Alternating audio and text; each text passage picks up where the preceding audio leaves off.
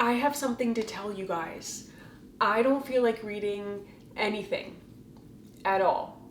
So, are you experiencing a lack of motivation to read? An increased screen time and decreased pages read? Perhaps you're opting more and more for TV and less for reading. Well, folks, we call this a reading slump, and I think I'm in one. But have no fear, because Ali's Reading Slump Disaster Recovery Plan is here. And it will cure you of any slump. At least I hope so, because again, I am in a slump. Side effects of following Ali's Reading Slump Disaster Recovery Plan may include increased reading, more 5-star ratings, and bookish joy. Ali's Reading Slump Disaster Recovery Plan is not responsible for excessive bookish purchases, loss of sleep due to reading, or emotional devastation caused by fictional characters. Please consult your bookshelf before starting.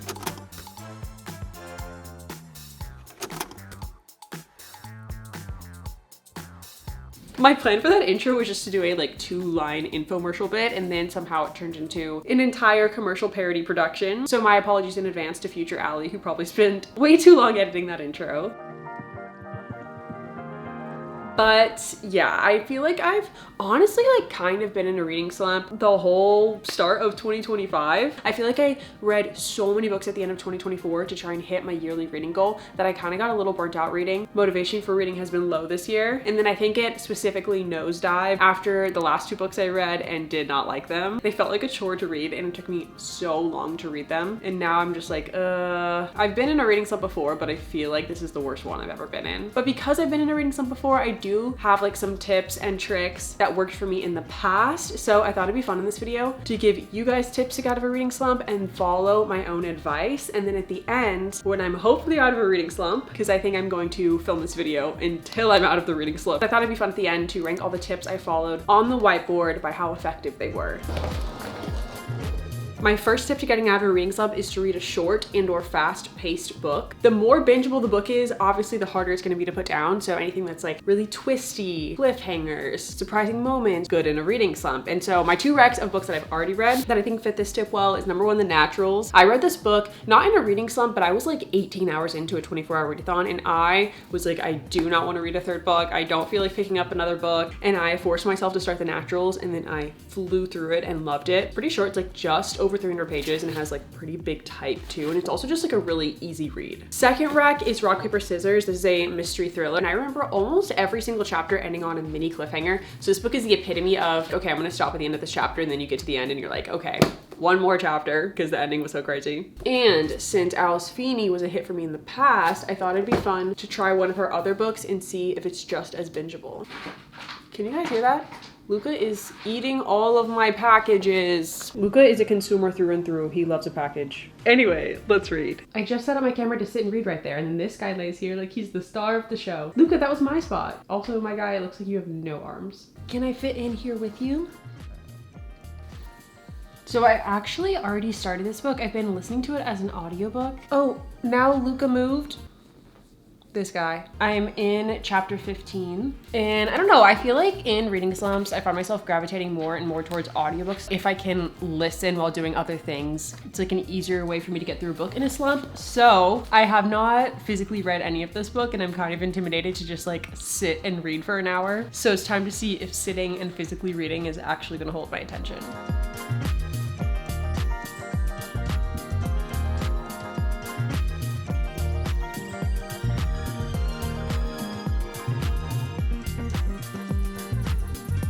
It's the next day, and yesterday I read 100 pages. I feel like that is a great amount to read any day.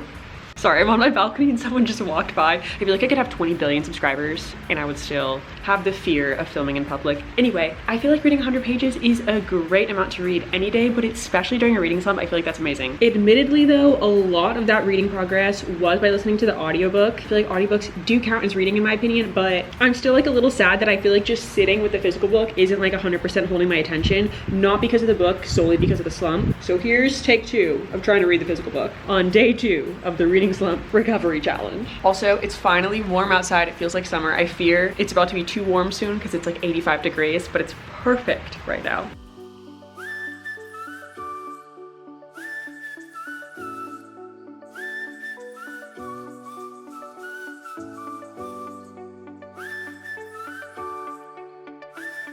Literally just recorded that and then picked up my phone and scrolled on social media for like 20 minutes. I shouldn't be picking up my phone. Why am I so easily distracted right now? Reading slumps suck.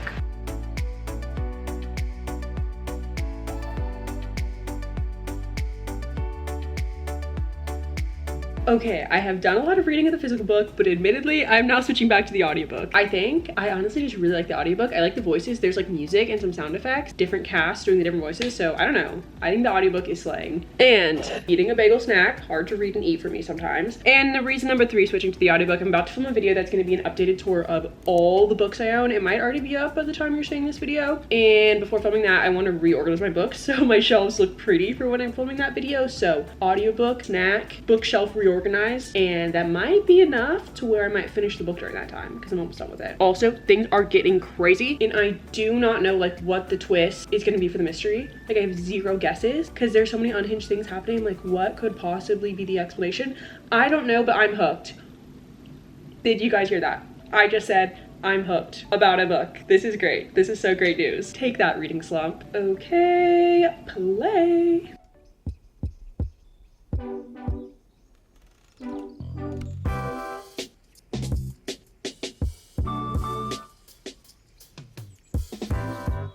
I just finished organizing my books. I just finished chapter 51 and shock, literal shock over how that chapter ended.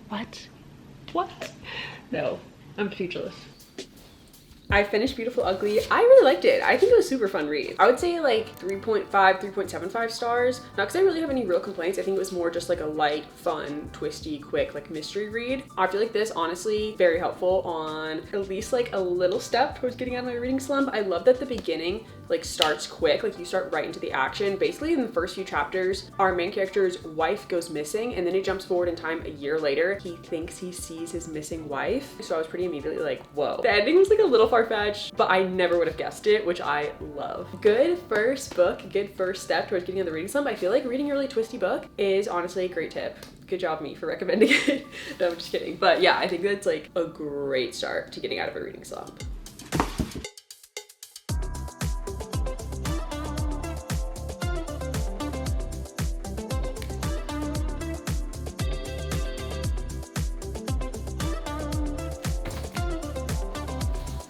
It's time to start a second book, and my second tip for getting out of a reading slump is to just read a book that is like low brain power, great vibes. I feel like one of the things that got me into this slump is reading The Book Thief. I talked about my thoughts a lot more in a past video on this book, and like regardless of my thoughts on the book and enjoyment of the book, I do think just reading like a longer book, a book that was definitely like more complex, like heavier, gave you a lot to think about, is not the best in a reading slump. And I think like light, fun, feel-good books that make you just like smile and giggle are the best. And I think the queen of those kinds of books is Lynn Painter. My #1 favorite Lynn Painter book ever is Better Than the Movies. Second favorite book by her is The Love Wager. Their chemistry, banter, great. Third favorite book by her is The Do-Over. This one is like super light, super quick read. And a book I own by her that I have not read is Betting on You. And literally, people have been telling me to read this book for so long, so I feel like I'm gonna love it. And so far, Lynn Painter has a great track record with me.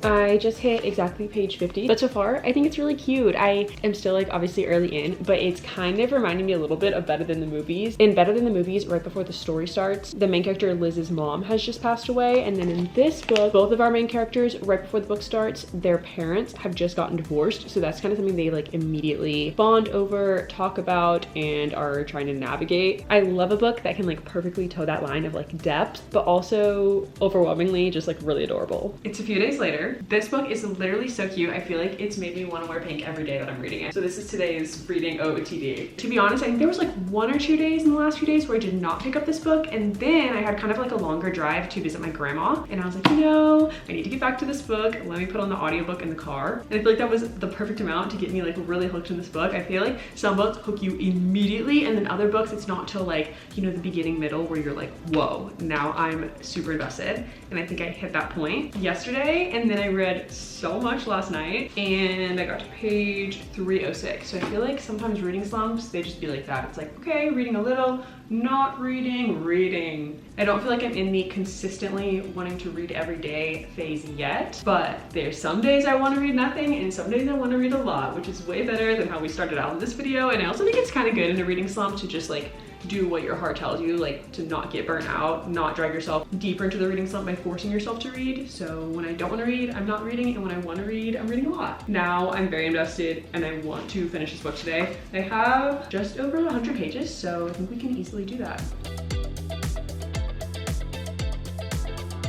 You guys, I'm literally not that much farther later. I'm on page 316 and I really want to read you this quote that I just read, but I feel like I should not because you should read the book yourself to find the cute quotes. But literally the chemistry is chemistrying. And they also work together at this kind of like resort-esque place, which I wouldn't say this is like a full summer book. Like they're not, you know, out on the water park every day, but this book really gives me that feeling. I don't know if this is too specific, in between spring and summer, like when it's a transition from spring and summer. And I think today it is literally still winter, but in Texas where I live, it feels like the time between spring and summer where we have like 70-degree, sometimes 80-degree days. That feeling when you're like, okay, probably in a few weeks, I'm jumping in the pool.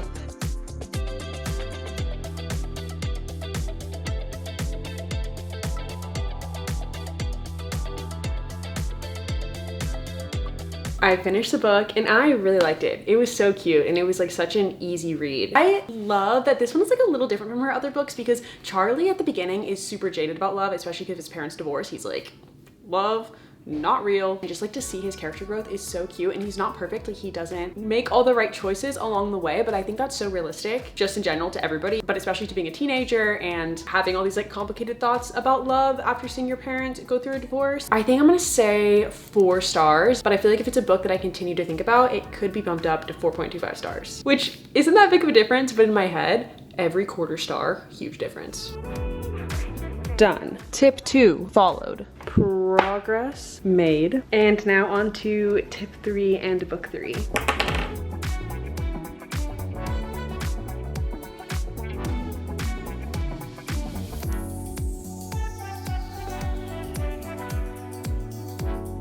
Just got to the bookstore and guess who I'm meeting up with? Hi, Hello. I'm Ashlyn. I'm Ian. And this little like bookstore cafe, so we're gonna grab like coffee and then go book shopping.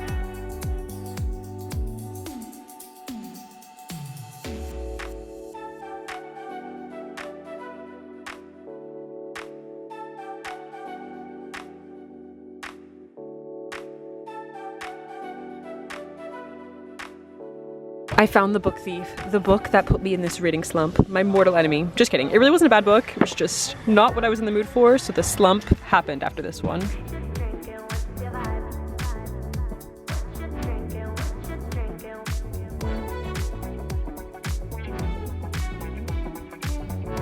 Ian, I cannot believe you have not read Hunger Games.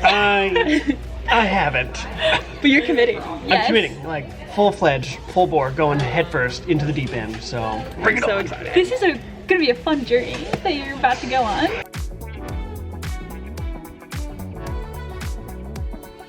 I just got out of the bookstore. It was so great seeing Ashlyn and Ian. They both just moved here, so I'm very excited to have book friends in town. It's like so motivating, I feel like, to chat with other bookish friends. It's like making my reading motivation so high because I'm like, wait, books are so cute and the book community is so cute and like book friends are so cute. I love this. And I bought a book. I was not gonna buy a book, and then Ashlyn and Ian really talked up this book and convinced me to get it, and it is 11/22/63 by Stephen King. I have always wanted to read a Stephen King book. I can't believe I've never read a book by him before because he's so popular, well-known, well-beloved, and the plot of this book sounded so cool. The main character goes back in time to try and stop the assassination of JFK, and I think like multi-mixed genre books are really cool, and they said it has some romance, obviously like kind of sci-fi with the time travel, a little bit like crime-esque, little historical fiction, little thriller. It's like a bit out of my comfort zone, but I feel like pretty confident I'm gonna love it, and I'm very intrigued by all the genres mixing together. And then I also got Danny some sardines because he loves sardines. I think they are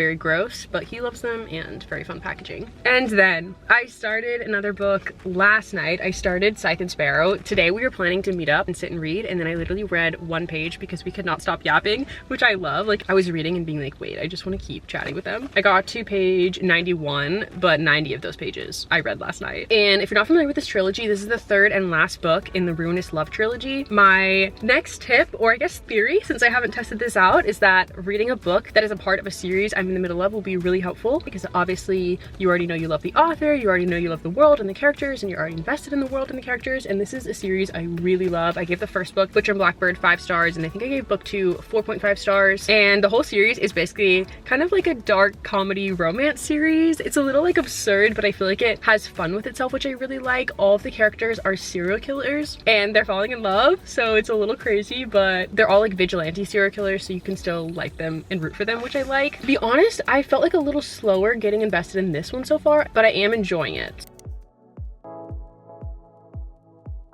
Back home and immediately changed into PJs.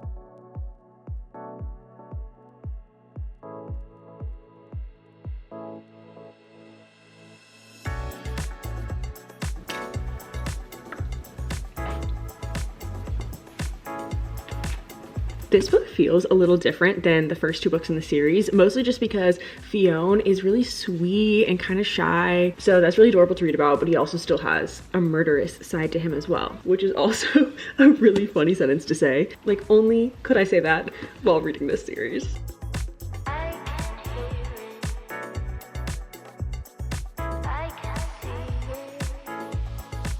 Saturday update. I did not read that many pages today, to be honest, but I did do some reading today, and I feel like consistency is what's important in a reading slump. But the third act conflict is breaking my heart. I feel like this is the saddest third act conflict of the series. Happy Sunday! Let's finish this book.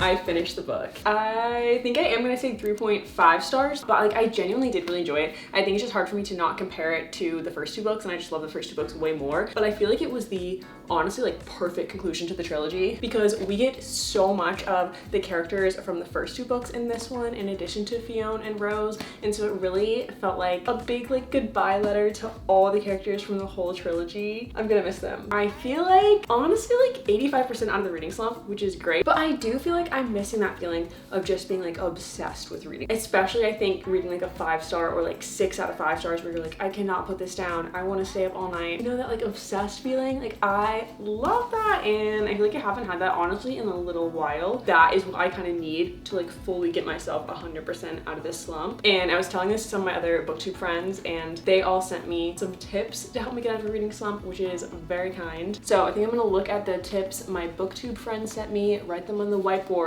and use those to help me pick, hopefully, my last read in this video that will fully get me out of this slump.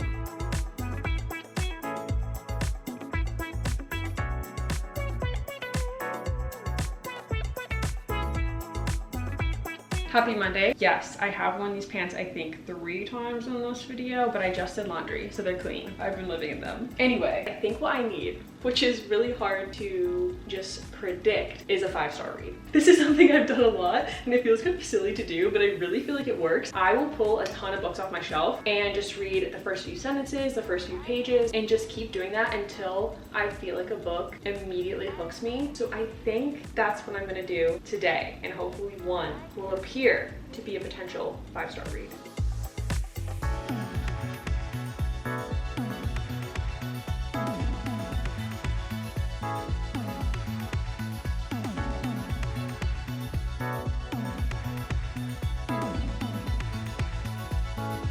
We have a winner. I thought I was gonna pick a romantasy, to be honest, but this book is Marriage of Convenience. Enemies to lovers, really broody, grumpy mailman character. Single parent, kind of, or at least like she is getting custody of her nephew, and I just feel like all that is very me. And also the last Elsie Silver book I read was 5 stars. Hopefully this one will be as well.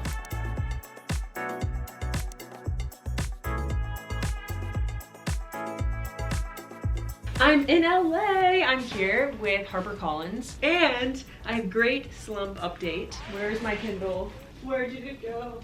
As you guys saw, I started Wildside on the plane. I'm exactly 30% of the way through. I landed my flight and I was so tired. I honestly really want to take a nap, but I was like, no, I want to keep reading. So I went and sat by the pool and read and got a snack. And I need to get ready soon because we're going to dinner in Santa Monica, but I just want to keep reading.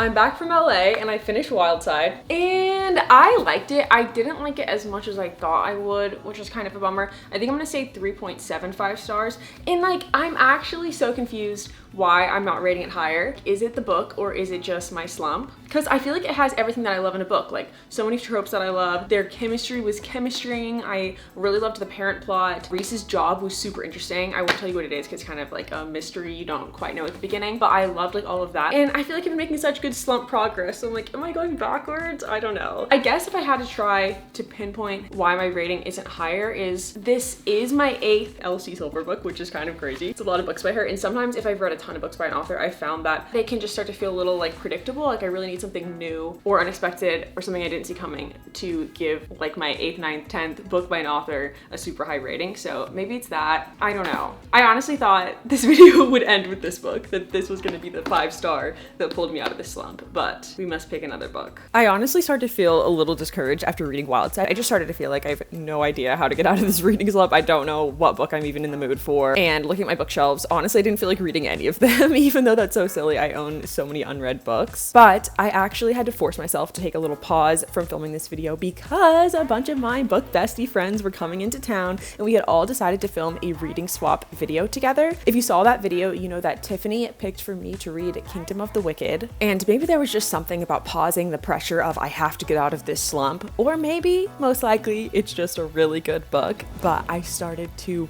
love Kingdom of the Wicked, become so obsessed with it that I was getting that feeling of, oh my god, I just want to stay up so late reading. And one night, after all the girls had went to bed, I was exhausted. We had to get up early the next morning, but I decided I literally can't sleep without reading more. This book is getting so good.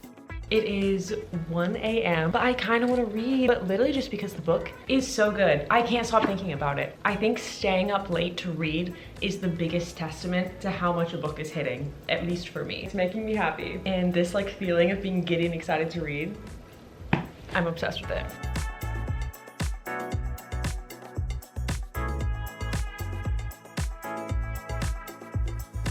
I'm back from the book bestie trip. I actually got back a few weeks ago, but I wanted to wait to film the end of this video until I had a big slump update for you guys. I finished Kingdom of the Wicked and I loved it. I gave it 5 stars. I also read Kingdom of the Cursed, Kingdom of the Feared on my Kindle, and Great Big Beautiful Life. I'm gonna save my thoughts on these 3 books for my next video because I filmed a reading vlog of these, but just know they also help pull me out of the slump. I really feel like I am out of the slump now. Honestly, just a fantastic 5-star read can be the thing that either fully or at least partially pulls you out of a slump. And not to make a reading slump video way too deep, but to make it way too deep, I feel like I've also just kind of honestly been in like a life slump this year. The only reason I bring that up is sometimes I think a reading slump is just a reading slump, and sometimes I think life is kind of cyclical, like feeling low in some areas of your life kind of feeds into every other area of your life. Like my mental health has definitely been a lot lower this year, and I've also just had some personal things going on in my life this year. I think also just feeling kind of creatively burnt out a little bit. And at first I thought like, why does it feel like when it rains it pours? Like everything just feels a little harder this year. When things just feel a little heavier, it kind of impacts everything, even something as simple and easy to love as reading. But I started seeing a therapist, which I'm really happy about. A lot of my personal things have been clearing up, which is great. And on that trip with all the girls, just being around people and friends and people excited about books, I think sometimes I kind of tend to accidentally like self-isolate a little as a person too, and I forget that a lot of joy in my life comes from connecting with and being around people. So if you're in a reading slump, maybe you just really need a 5-star read, or maybe you also kind of need to find that spark again of why you love the book community and stories, just making life feel a little more full again. Anyway, on to something lighter. Let me get the whiteboard. Welcome back to Ali's Reading Slump Disaster Recovery Plan whiteboard. I accumulated a lot of reading slump tips in this video, so to to recap. We've got reading a twisty book, a book that is low thoughts but good vibes, reading a book from a series you're in the middle of, reading a book by a favorite author, listening to an audiobook, and then some of the tips from my friends. Only reading when you feel like reading, read a short book, mood read, and reread a 5-star book. Now,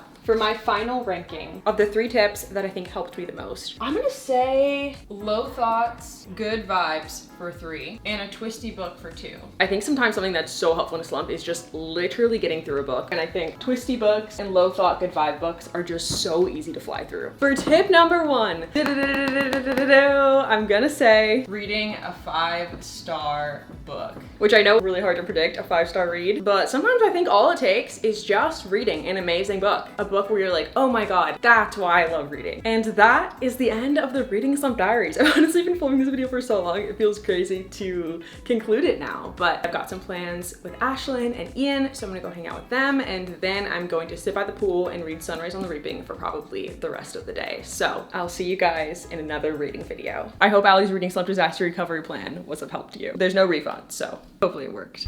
Bye.